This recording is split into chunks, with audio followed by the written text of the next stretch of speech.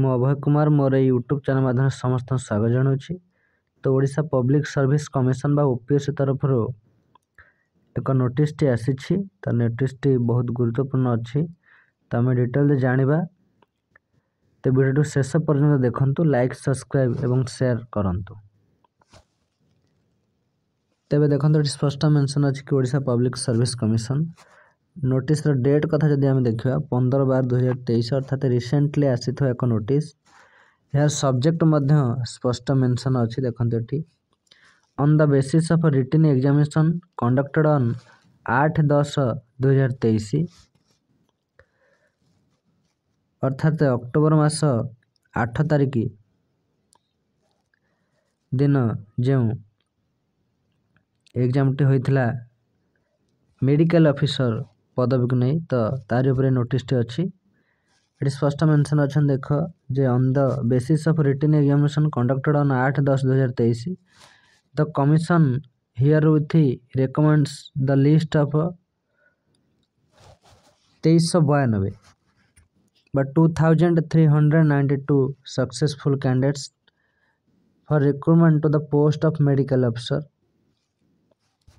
तो यही पिला माने सक्सेसफुली मेडिकल ऑफिसर जो पदवी आसला, तो ये मेडिकल ऑफिसर पदवी उत्तीर्ण होती बा सिलेक्ट होती मेडिकल ऑफिसर जो पोस्ट आसला से देखो स्पष्ट मेंशन अच्छी कि 2392 अर्थात 2393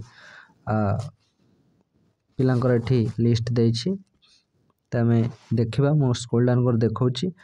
तबे ये नोटिस अच्छे मेडिकल ऑफिसर पर जो मैंने अक्टोबर मास 8 तारिख में जो मेडिकल ऑफिसर जो पदवी आसला OPSC तरफ यार एग्जाम देते, तो तार रिजल्ट आसी आम देखा। देखो मुझे स्क्रोल डाउन कर देखा। तो स्पष्ट मेंशन अच्छी जे recruitment to the post of medical officers advertise number रही। सिलेक्ट लिस्ट एपटे नेम ऑफ द कैंडिडेट रही। Category to which belongs candidates क्यों कैटेगरी बिलोंग्स करछन्ती, जेंडर रही। देखंतु ये सब डिटेल रही। तो देखो रोल नंबर रही जो मैंने एग्जाम देते से रोल नंबर रही। तो देखो बहुत सारा पिला सिलेक्ट होती मेडिकल ऑफिसर पदवी। देखंतु देखंतु बहुत सारा पिला सिलेक्ट होती।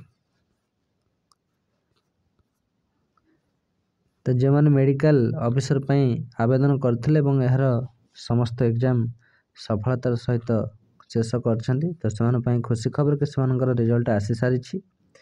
तो ये हूँ से नोटिस जो नोटिस से रिजल्ट ऊपर ही अच्छी एवं से रोल नंबर सहित से नाम मेंशन अच्छी जो मैंने सिलेक्ट होती मेडिकल ऑफिसर पदवी।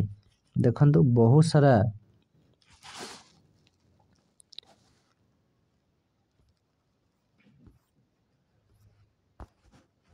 लिस्ट एठी अच्छी। तो से सीरियल नंबर रही, रोल नंबर रही। देखंतु एटा सीरियल नंबर, ये सब रोल नंबर, एटा नेम अच्छी, एटा कैटेगरी अच्छी, से जेंडर मध्य रही। समस्त डिटेल्ड एठी मेंशन अच्छी जोटा को OPSC तरफ ये जो नोटिस आसी। तो बहुत खुशी कथा जो मैंने OPSC तरफ आसीथिबा मेडिकल ऑफिसर पे अप्लाई करथिले, तो से निहाती एक खुशी खबर जे सेमानकर रिजल्ट आसी जाइछि। देखंतु रिसेंटली ये नोटिस आसी। देखो डेट लिखाई 15/12/2023 अर्थात रिसेंटली आसीथिबा नोटिस।